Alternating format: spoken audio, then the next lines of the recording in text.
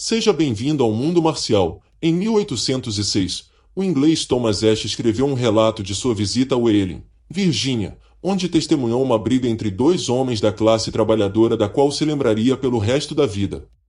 Os homens, um do Kentucky e outro da Virgínia, discutiram sobre quem tinha o melhor cavalo, um debate um tanto comum nas periferias cheias de bebida das pequenas cidades. Não querendo concordar com a diferença de opinião, os homens, junto com o inglês Ashe e grande parte da cidade, partiram para uma pista para testar a velocidade dos dois animais. Aparentemente a corrida foi inconclusiva, mas os dois homens, não querendo encerrar a rivalidade, desafiaram-se para lutar. Eles concordaram em rasgar e dilacerar em vez de lutar de forma justa.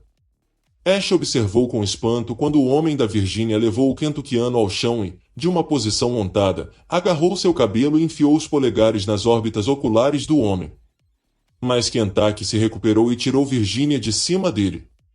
Uma vez no topo, Kentucky se inclinou e mordeu o nariz do homem da Virgínia. Mas a luta não acabou. O homem da Virgínia pegou o lábio inferior do kentuckiano entre os dentes e rasgou-o até o queixo. Então, a luta acabou.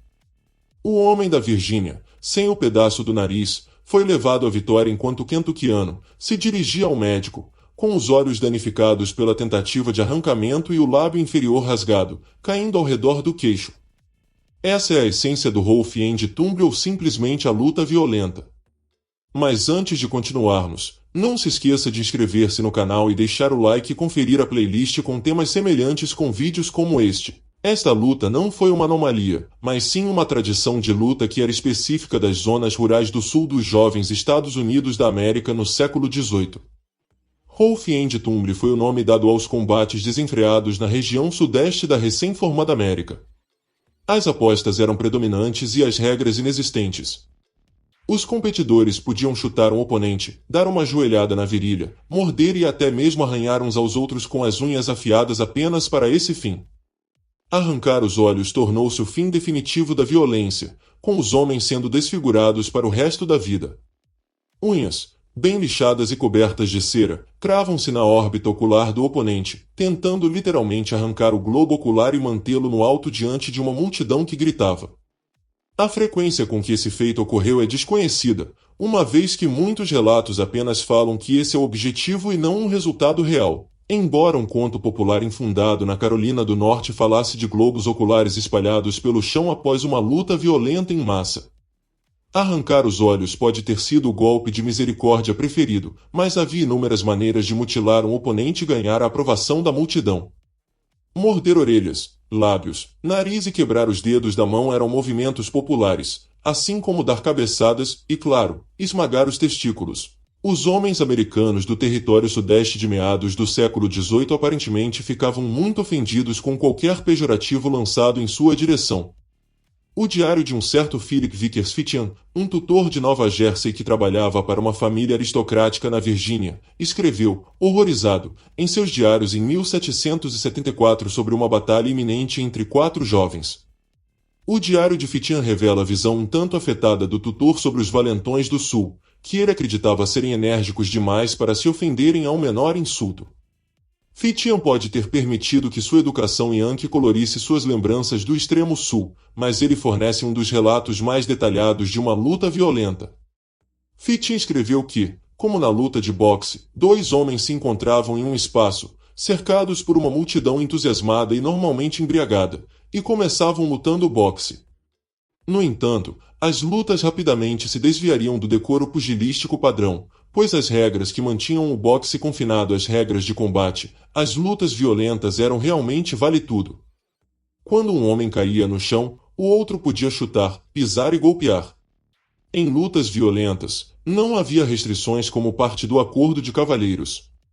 A outra coisa permitida era o uso de armas, embora isso não tenha impedido muitos combatentes de transformarem os seus próprios corpos em armas.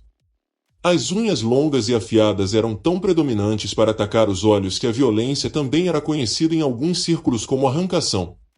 Viajantes para a região relataram ter visto homens idosos sem olhos ou rostos com muitas cicatrizes de seu passado difícil. Numa área do país já conhecida e ainda, até certo ponto pelo clima rigoroso e pela vida difícil, violência parece um apelido apropriado para as pessoas que lá viviam, bem como para os combates em que se envolveram.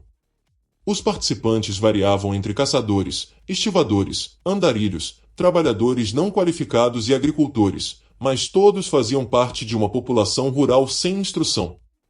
Iniciada nas áreas rurais das Carolinas e na Virgínia Ocidental, a popularidade da violência expandiu-se no final do século XVIII para Kentucky e Tennessee. Essas áreas escassamente povoadas não tinham aquelas duas ideologias americanas em conflito, o puritanismo e o iluminismo, que consideravam a luta profissional desajeitada nas cidades e áreas urbanas. A luta premiada pelo menos tinha regras e limites, mas a violência era, sem dúvida, a forma mais violenta de luta nos Estados Unidos na época. Os historiadores há muito que consideram os lutadores violentos como a escória da sociedade americana, um embaraço para a elite cultural mais ampla. Curiosamente, esses historiadores denegririam o boxe e o wrestling em um artigo e depois diriam que pelo menos esses esportes, praticados por alguns indivíduos respeitáveis, como o futuro presidente Lincoln, não eram violentos. Para ser justo, o pugilismo era uma atividade mais cavalheiresca quando comparado a esmagar os testículos de um homem.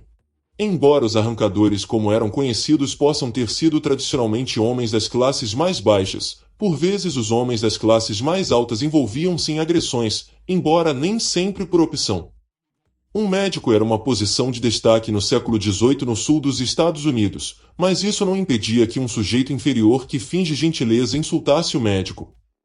O médico desafiou o homem de classe baixa para um duelo, mas antes que as palavras saíssem de sua boca, o homem atacou o médico e com alguma destreza arrancou o olho do médico da órbita. O homem, entretanto, não terminou, porque quando o olho bateu na bochecha espantada do médico, o homem puxou-o, tentando arrancá-lo da órbita ocular do médico e tomá-lo como prêmio. Como os combates violentos eram uma presunção das comunidades rurais, a maioria das quais não tinha jornais que escrevessem sobre as lutas, os relatos de arrancação normalmente vêm de viajantes que visitaram a Virgínia e a Carolina para escrever sobre as suas desventuras. Muitos destes relatos são claramente exploradores, apresentando os americanos como heróis populares do sertão, embora bárbaros, aos leitores britânicos, que poderiam ler estas narrativas, horrorizados, mas gratos por verem as suas antigas colônias em ruínas.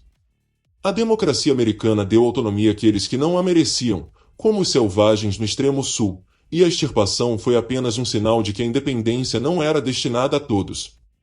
Além da falta de jornais nas comunidades rurais, a narrativa oral, em vez da história escrita, era o principal modo de transmitir informações de pessoa para pessoa, de geração em geração. Afinal, a escrita não é apenas um fenômeno relativamente moderno, é também um modo de comunicação dos educados. Tal como aconteceu com as culturas tribais em todo o mundo, muitos americanos no século XVIII não sabiam escrever, o que fez com que as notícias e a história se espalhassem boca a boca. Existe o preconceito de que a história oral é confundida com ego e entusiasmo, criando contos fantásticos em vez de relatos precisos de eventos históricos. Mas a história escrita também é manipulada, enquadrada pelo escritor, que pode optar por incluir ou excluir informações. Portanto, quando ouvimos falar de relatos orais de violência, eles podem de fato ser exagerados, mas isso não os descarta como artefatos históricos. Como muitos outros pugilistas, lutadores violentos antigos e contemporâneos fizeram afirmações autoengrandecedoras para afirmar seu domínio. Embora a violência seja normalmente classificada como uma tradição sulista, a luta violenta passou para a fronteira ocidental. O mais famoso herói folclórico americano e nativo do Tennessee, Davy Crockett, que certa vez relatou uma história de sua própria experiência de arrancação: "Eu mantive meu polegar em seu olho, e ia apenas dar uma torção e tirar o olho, como pegar uma groselha em uma colher." Grupos carregados de testosterona em outras partes do país participaram de lutas semelhantes, especificamente a população de lenhadores em Ohio. O historiador Richard Dorson referiu-se ao estilo de vida como o Código do Lenhador. À medida que o século XVIII chegou ao fim e uma cultura de gentileza se espalhou pelo sul dos Estados Unidos, as lutas violentas, e talvez mais especificamente, as lesões associadas a elas, tornaram-se menos um sinal de masculinidade e mais um símbolo de velha barbárie. Nesta nova sociedade, as diferenças eram resolvidas com duelos, em vez de esmagar os testículos de outro homem. Os homens das classes média e alta começaram a treinar na arte do pugilismo e as regras tornaram-se parte da cultura cavalheiresca. Parece que o calor e o frenesi da violência são o que a maioria dos homens do sul realmente deplora. Um verdadeiro cavalheiro deve ser calmo e indiferente, sempre aderindo ao decoro, mesmo quando concorda em lutar contra outro homem até a morte.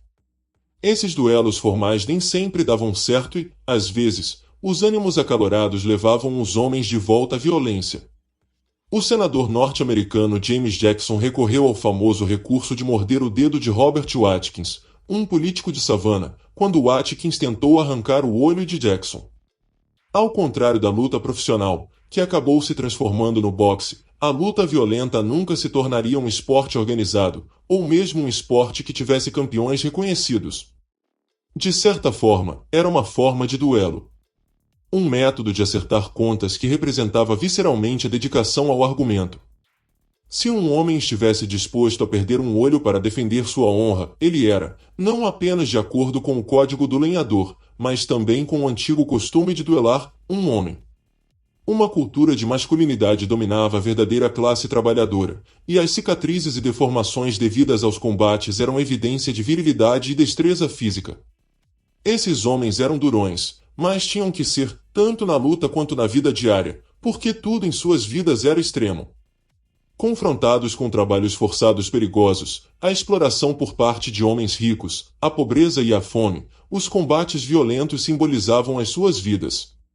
A disposição para lutar violentamente, em vez de uma luta justa, também revelou, para esta comunidade em particular, a verdadeira coragem de um homem. Obrigado por ter chegado ao final do vídeo. Considere ver mais vídeos no canal.